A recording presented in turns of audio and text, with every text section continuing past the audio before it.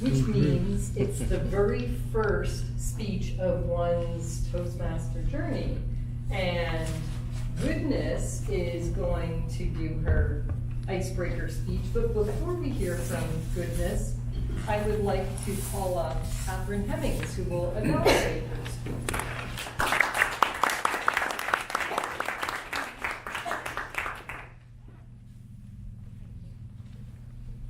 Fellow Toastmasters and guests, tonight Goodness will be doing her first speech, and the purpose of this speech is for her to introduce herself to the club and to learn the basic structure of public speaking. Tonight I'm very intrigued by your topic, but I'm anticipating that you'll give a very lucid presentation. All the best. Thank you.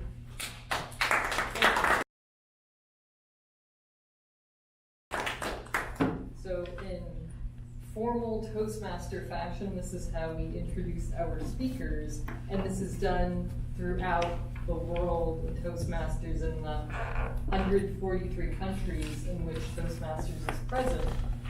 We state the speaker, the speech, the speech, and the speaker. So Goodness Che is going to discuss the answer to why is yes. The answer to why is yes, Goodness Che.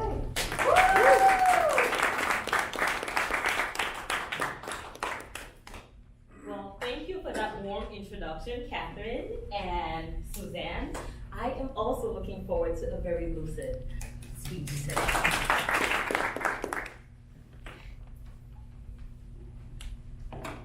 Faith is confidence in what we hope for and assurance in what we have not seen. Hebrews 11, verse 1.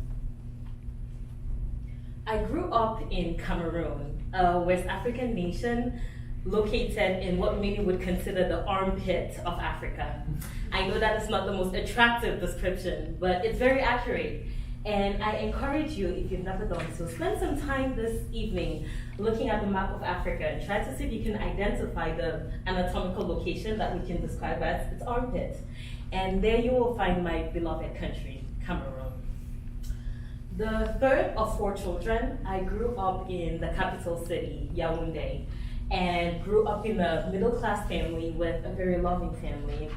I had a regular childhood like most people, spent a lot of time with my friends, walked home after school so I could use my taxi money for some extra change, and enjoyed time eating tropical fruits in the summer and just overall being a happy kid. As I grew older and developed into the woman that I would eventually become, 2 things became increasingly clear.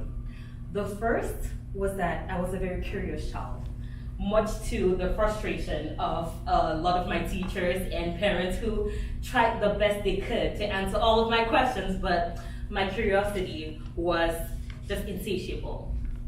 So the first thing, I was very curious. The second was that I loved God, even before I had a more mature understanding of exactly what that meant.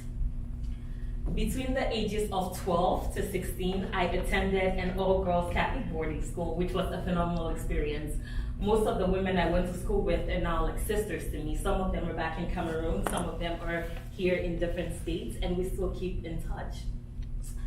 My family at the time was religious to the extent that we attended Sunday service, we participated in groups at church, and for the most part, we believed in God and believed in the Bible. But still, my childhood mind was convinced that there had to be more. And so on multiple occasions, I would return home from boarding school first and convince my mother that we were not doing enough and that we needed to incorporate evening prayer services for the entire family. And so every evening I would round up all of my siblings, all 3 of them, and force everybody to sit in the living room and pray. And this would last for about a week until everybody slowly went back to their daily routines, but at least I tried. And so again, 2 things were clear. I was a curious child and I loved God. Fast forward 10 years later, I had completed college in New Jersey and I moved down to Atlanta for graduate school. And my curiosity persisted. As one of my graduate school educators, evaluators put, and I quote, "One of the things I admire most about goodness is her ability to ask why questions in the frenzy of our clinical decision making. To me, this proves an innate curiosity and is an invaluable skill that needs to be encouraged as her one singular strength." End of quote. That sounded amazing, didn't it? Who thought that was a great assessment? Yes, I agree to a point. As a woman who loved, a growing woman who loved God, I quickly realized that my tendency to ask why questions meant I started to play God in my life and in the lives of others. If things did not make sense to me, then they were either deeply flawed or they just were wrong.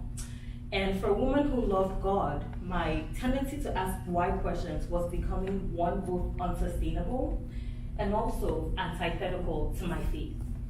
If I believed in God, what that meant was, even if I didn't have answers to my whys, I needed to trust my God. I needed to believe in the things that He said He would do for me.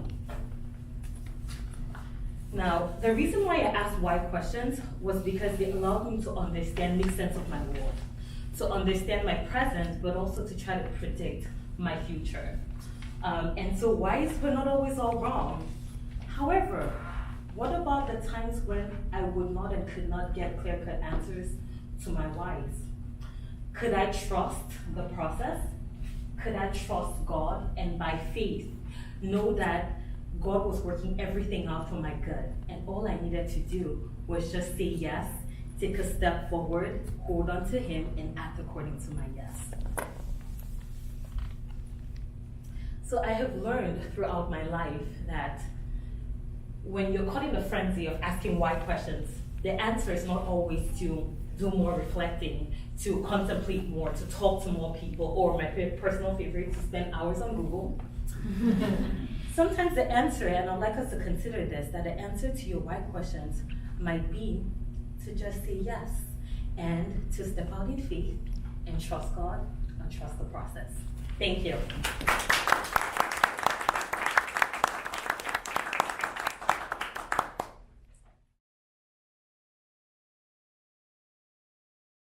For goodness, we're going to call up Catherine. All right.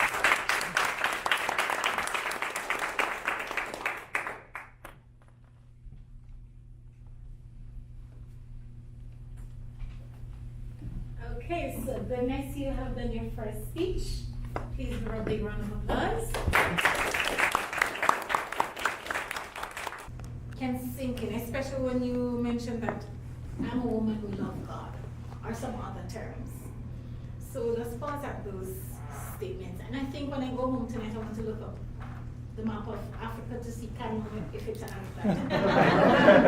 I thought that was good, but you know, I also just want to share this, although it's not scripted, that when I heard this speech, it was just so interesting because seeing you from you started to come to Toastmasters and your name, goodness, it's so catchy. And sometimes when I'm doing my own thing, I remember your names because it's a part of this song which I always love to sing, and whenever time I sing it, I always remember you, and I just say to myself, surely goodness and mercy shall follow me all the days of my life. So I thought it was a very good speech. I enjoyed it, and I'm trusting that the other speeches to come, you'll do very well.